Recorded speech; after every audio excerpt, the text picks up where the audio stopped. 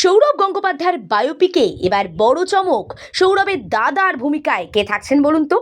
রাজকুমার রাও যে সৌরভ গঙ্গোপাধ্যায়ের চরিত্রে অভিনয় করবেন সে তো জানা গেছিল। একাধিক বাঙালি অভিনেতাকেও দেখা যাবে এই সিনেমায়। সৌরভ গঙ্গোপাধ্যায়ের মায়ের ভূমিকায় অপরাজিতা আঢ্য থাকতে পারেন। ডোনা গঙ্গোপাধ্যায়ের ভূমিকায় দেখতে পাওয়া যাবে তন্না, এবং সৌরভের দাদা স্নেহাশিস গঙ্গোপাধ্যায়ের ভূমিকায় এবার নাকি দেখা যাবে রাহুল দেব বসুকে। স্নেহাশিস গঙ্গোপাধ্যায়ের চরিত্র করবেন তিনি। ইতিমধ্যেই তিনি মুম্বাই পাড়ি দিয়েছেন, সিনেমার শুটিং শুরু হয়ে গেছে। সূত্রের খবর, বিক্রমাদিত্য মোতওয়ানে ও তার দল নাকি এই চরিত্রের জন্য রাহুলকে পছন্দ করেছেন। এর আগে রাহুল খাকিতে কাজ করেছেন, এরপর নতুন এই সিনেমায় তাকে দেখা যাবে। রাহুলের প্রথম লুক সেট হয়েছিল এবং সেটা সকলের মনে ধরে।